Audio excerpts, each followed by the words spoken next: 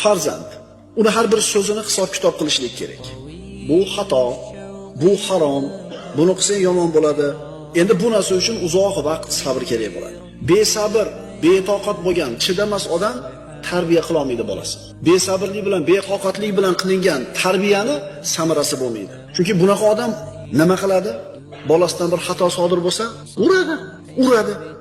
Allimu va la tu'annifu. Fa innal muallima khayrun minal muallifi dedi payg'ambarimiz.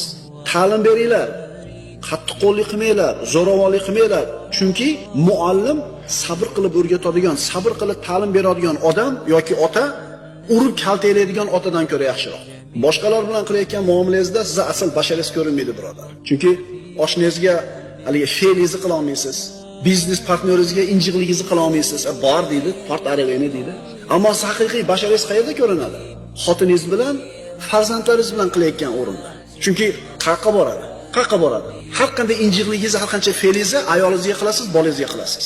Demak, siz haqiqiy basharangiz, haqiqiy axloqingiz, haqiqiy xulqingiz farzandingiz va ayolingiz bilan qilayotgan muomalada bilinadi.